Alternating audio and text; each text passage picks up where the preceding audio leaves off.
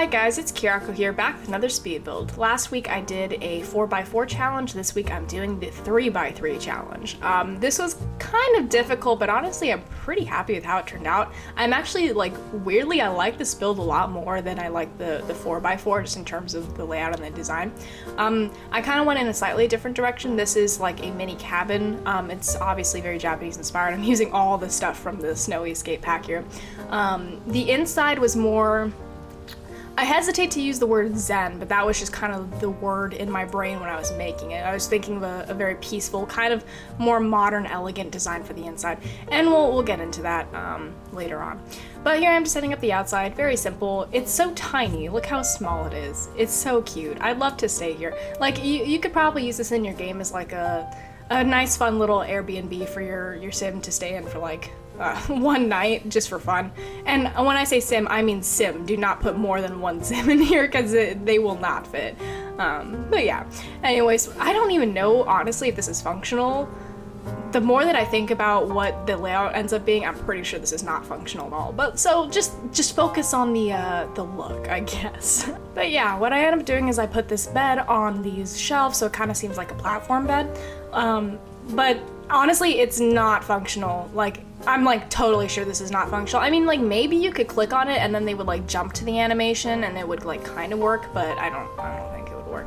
Anyways, on the edge of this bed, I put like a little, like a lamp and a book and a mug, because I kind of figured that could be like their little desk. Like they could just sit on the edge of the bed and just kind of have that there. So it's kind of like a little extra space for that kind of thing while you're on your bed.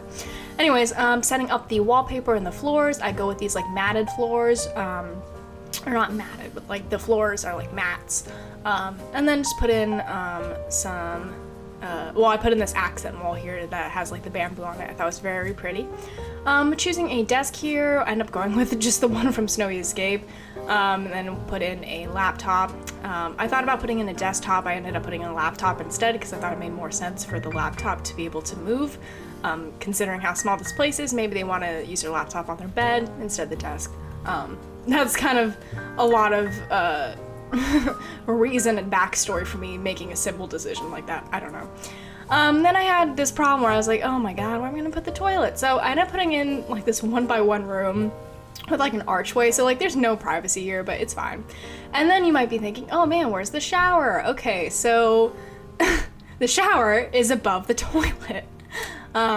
What I kind of figured could happen is like the person could close the lid of the toilet and then stand on top of it and shower, I guess. I don't know. That was like my thought process, but you know, it works in theory in my head, so it's fine.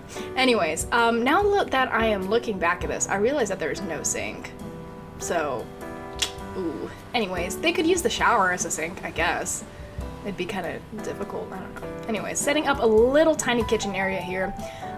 Very, very small. It's just a stove top and a microwave on top of a shelf, and then I put a mini fridge underneath that because there's really no room for a fridge. So that's the kitchen, that little tiny area there. And then I had this little broom. I ended up deleting it because I couldn't find anywhere to put the broom. And then in this corner over here, I just make it the space to put the person's clothes. What's it called? A dresser.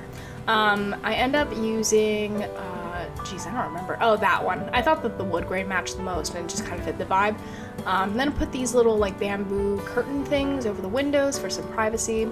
And then what else did I do? Oh, I put some, what is it called? Cabinets up here just for extra storage above the bed. And yeah. I mean, there's still more to this build. I say and yeah in the sense of like, yeah, that's what I was doing. But as you can see, there's a lot of wood tones in this build. Like I use a lot of wood. Look how much brown there is here. I don't know, I like it. I like this build a lot. I feel like I definitely use the space more creatively in this build than I did in the 4x4, which I guess is what happens when you're forced to have a more challenging, smaller space. You know that saying that like, well, it's not a saying, but like the idea that challenging yourself creatively is like what encourages creativity. Like challenging yourself is important when you're doing any sort of art, because the restrictions that you put on yourself encourage creativity. Does that make any sense? Does that make sense to anyone at all? I don't know. That's just kind of something that I've kind of lived by in my art and my projects. Yeah. Anyways, thank you so much for watching, and I will see you next time.